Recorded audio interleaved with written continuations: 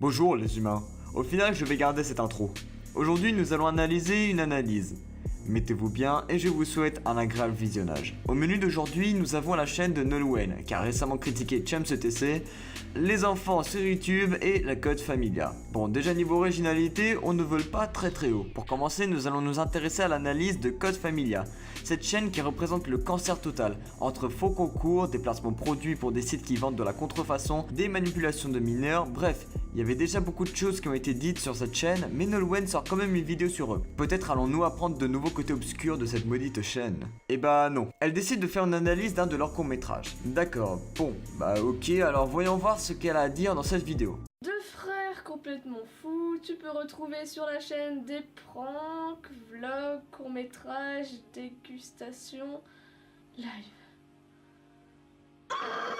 Oula, dis donc Nolwenn, on va se calmer un peu. À peine 10 secondes de la vidéo sont passées que tu commences déjà à gueuler. Prends un laxatif et va te calmer. Donc pour ceux qui se demandent si Nolwenn est atteinte d'un trouble explosif intermittent, ne vous inquiétez pas, c'est juste son personnage qui est comme ça. Justement, retenez bien cette notion de personnage car elle va nous être utile pour la suite de la vidéo. Je vous fais passer quelques extraits de sa vidéo. Ma manette elle est hantée, la chétane, je sais pas ce qu'elle... Wow, quel jeu d'acteur impressionnant! Donnez un Oscar à cet homme! Désolé d'interrompre, mais c'est plutôt le monosourcil de ton pote qui est hanté. Stop. Ok, donc on est juste au début de son analyse qu'elle tacle violemment le monosourcil de ce gars. Je suis désolé, mais si tes arguments sont tout de suite dirigés vers le physique des gens, tu ne devrais même pas faire cette vidéo. C'est de la méchanceté gratuite et clairement tu te fous de la gueule de cette personne qui ne t'a rien fait. Bref, donc plus tard dans ta vidéo, tu critiques la qualité des effets spéciaux.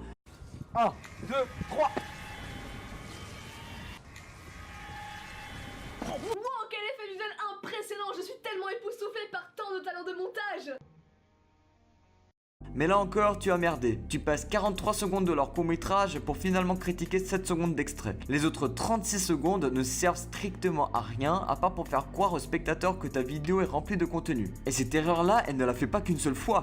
J'ai calculé la durée totale des extraits qu'elle a mis et on arrive à 4 minutes et 20 secondes, ce qui compose 50,3% de sa vidéo.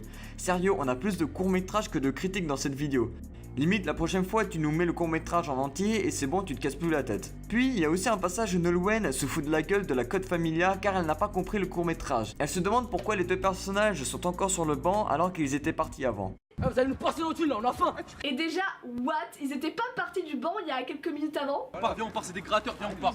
Mais est-ce que tu écoutes un peu leur scénario?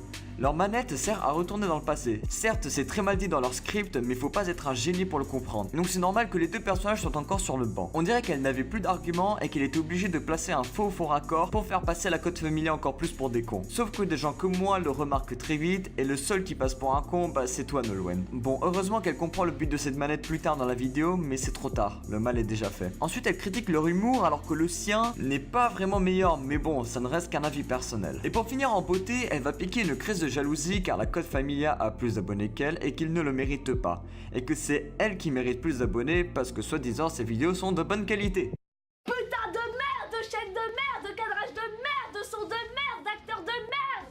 Ah! Mais cette vidéo elle était en tendance, putain, en tendance! C'est le genre de court-métrage level 7 pas que je faisais au collège! Et tous leurs courts-métrages ils sont comme ça! 773 000 abonnés, putain! 773 000 putain d'abonnés!